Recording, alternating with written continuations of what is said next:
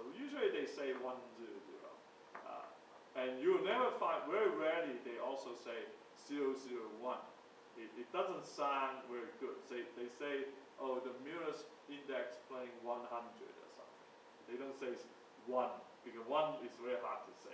So that's what it is. So even though, of course, this is 0, 0, 1, in technically it means that the 1 is in this plane that I have is in the Z direction. So really, if I want to be correct, I should really draw it, right, in my notation. I should say, really, this is my 0, 0, 1 plane, right? Because in my notation, I have X, A, B, and C like this. So usually C is my Z-axis. So this is my 0, 0, 1.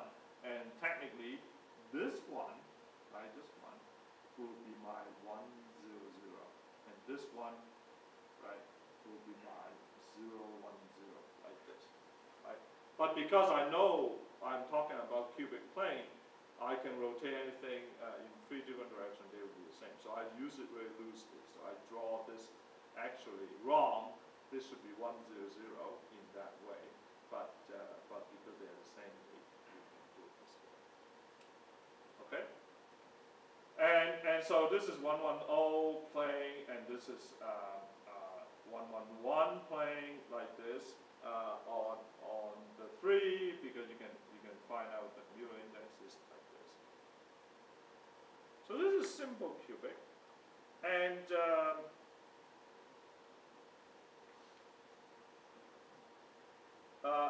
there's a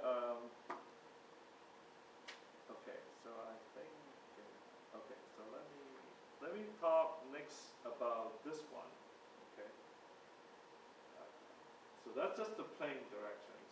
Now, if I started to put atom into this thing, I look at FCC structure, phase-centered cubic structure. One of the closest packed, so-called closest packed structure. That's the cubic closest packed. Is also known as cubic closest packed (CCP), because you stack your layer A, B, C, A, B, C like this, as opposed to A, B, A, B, which is the hexagonal closest pack, which we'll talk about later. So if you look at this one, phase-centered cubic structure, what do you see? And what do you see? So you have, again, I'm using my notation very loosely. I call this one 1, 0, 0, which is correct, actually. So again, let me define my plane direction. Like this is A, B, and C, like this. So this will be right, 1, 0, 0. And of course, you can look at different layer. This is another layer here in the middle layer, like this, right? That's another 1, 0, 0 plane, and so forth. So they are parallel, of course, like this.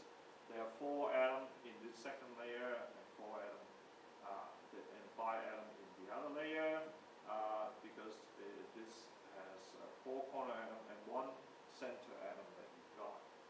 And this one will be 1, 1, 0, like this, cut across my 1. So this will be 1, 1, 0 direction, and this is my 1, 1, 1 direction. Okay. So I'm hoping people can sort of imagine this. When I say 1, 1, 1, they can see. I have to give you what is the crystal structure first. All right. So I have to tell you this is the FCC structure, and then you can imagine how to cut your plane to get this 1, 1, 1 and 1, 1, 0 plane.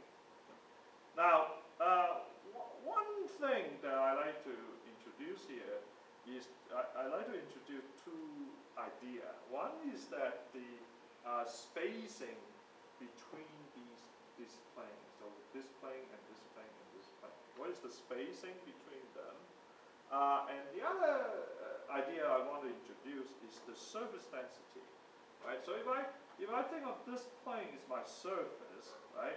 I like to find out, okay, what is the surface density of this plane as opposed to this plane? Okay, in other words, how dense is my atom packed together in this plane, in this Miller index plane 1, 0, 0 plane? versus, for example, the 110 plane, right? How is that changes? So I would like to investigate the interlayer spacing and the surface density. So two concepts. So first of all, what is the surface density of this plane, for example, right? And so usually I write surface density as rho for surface density. And what is it? Okay, well, we can count this, right? So here, for example, if you look at this square, this corner atom, the corner atom is shared between 4 squares, isn't it? So for example, this one, right? There are 4 other. It's chopped into quarter, right? Because it's shared by the 4 other squares that I have. So I have really I have 4 times 1/4. So I have So I have 4 times 1/4, right? For this 4 corner atom, plus 1. This one is not shared among the other square.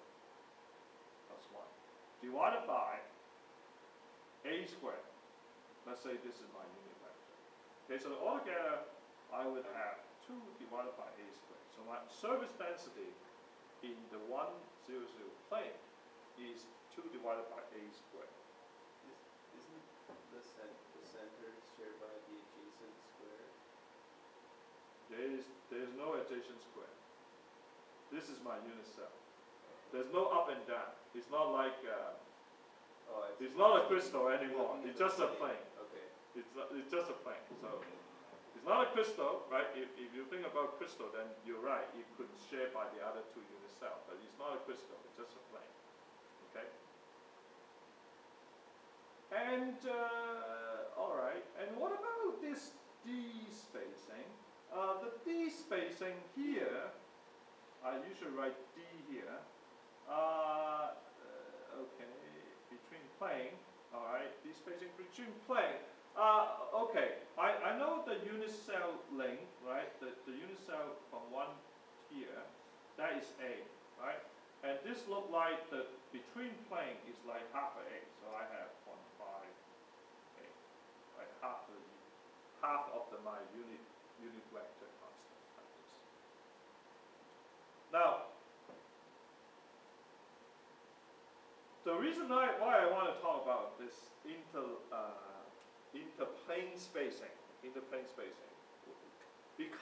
because that you remember I started talking about cell edge at the beginning of this lecture. Because oftentimes when you are talking about the interplane spacing for the cell edge, this spacing is changing until, of course, you reach deep into the bulk, maybe 2 or 3 layers. Then this deep spacing will no longer change. At that point, you don't have the cell edge anymore. You would have the bulk. You have reached the bulk. So by measuring this d spacing, you would actually can define what is a cell edge. Okay. And what I like to point out, for example, is that this spacing can either be smaller than the bulk spacing or bigger. In the case of smaller, people would call this surface contraction. In other words, your layer compress with respect to the bulk spacing. Or you can be bigger. That would be called surface expansion because again, this is due to simply termination of your plane, or your crystal at this plane, and you have this effect of expansion or contraction.